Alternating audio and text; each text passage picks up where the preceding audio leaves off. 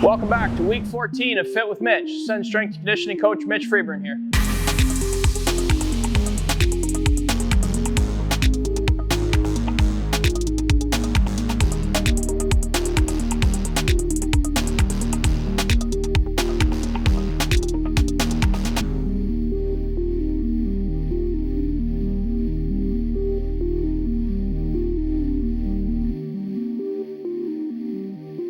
On this week's episode, we're going to talk about tapering, what it is, what it means, and how we use it and why we use it as our players prepare for their various camps. So depending on when the player started with us, we can now be up to multiple months into our off-season preparation.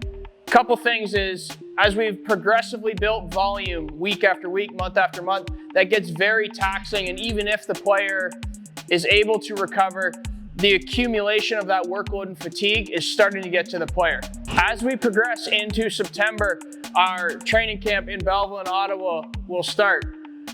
What does that look like compared to our off-season schedule? Obviously, the most drastic change is the on-ice component, the importance and the stress of accumulating what the player is doing on the ice. Off the ice, all we want to alter is we still want to keep that intensity high, but now we just want to drop our volume. What it's called is that minimal effective dose. We want to find that rep range and that total accumulation of workload, which still gets the athlete up to that state of fatigue and really tests the demand that we're trying to impose upon them. But we don't want to continue to push as we did earlier in the off season, because the athlete has to be able to rest, recover, rejuvenate. So that way, as we strain day after day of on-ice and off-ice volume, they can maintain their outputs while feeling rejuvenated, fresh, and that way they can start every day from a level playing field rather than continuing to beat them down, down, and down. For the final phase of our off-season and this off-ice component, what we really place emphasis on is testing and retesting that athlete to really measure the effectiveness of our program no matter when we started to when we are at now. What we're trying to accomplish is we're trying to see where that athlete was at, see where they are now. What we do with that information is then we can create a final set of goals so that we can try and work on those targeted individual athlete-to-athlete measures as we approach camp to, again, try and create that most well-rounded, most complete athlete, and we can project the most growth that they have accomplished throughout the entire off-season block. As we progress into camp, like I mentioned earlier in the clip, the on-ice component now becomes our most important segment. We want to try and complement that athlete from the off-ice perspective so they can do and perform their best outputs, their best product out on the ice to try and earn a roster spot and really play with where they fall on our projected lineup. Using all the information moving into the season, we can then still work on these athletes' goals and we can still progress them. We just have to be really careful with using their on-ice volumes and complementing it off the ice, because the last thing we want to do in season is jeopardize that athlete so they can't ultimately perform out where it matters the most.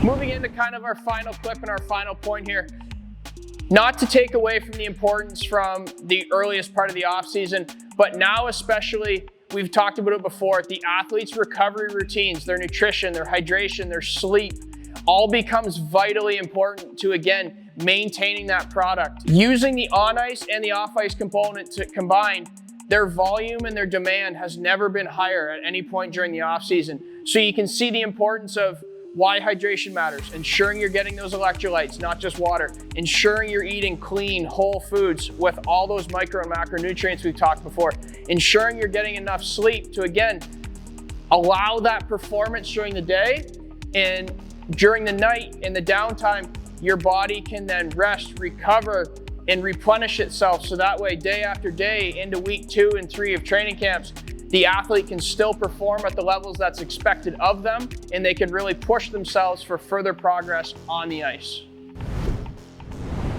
As we always do, just to kind of sign off on this episode, like I've been asking of you, the viewer down the lens, all the episodes and the content we've made this season, the athletes here get that every single day. And what my goal as a coach is I'm trying to educate that athlete so that way if they're at home, if they're with another team in the future, if they don't have access to me, they can use all of this information and these small little tidbits that I've given them progressively week after week, so that way they can make the most well-rounded, educated, and self-sufficient version of themselves. The more an athlete knows and the more information they can utilize in their toolkit, the better prepared they can make themselves for everything they do athletically, even off the ice. And that is the main goal of what I do. It's yes, to get people strong, yes, to progress their fitness goals, but there's that huge education component. And the more the athletes can take away from that and the more well-rounded and self-sufficient they can be, the better that athlete is going to perform year after year as we progress throughout their professional career. So, yourselves down the lens, I hope you guys have essentially become that athlete. You've taken multiple different pieces of advice and you have more information that you can utilize in your toolkit and apply to different scenarios you find yourself in, no matter your sporting domain.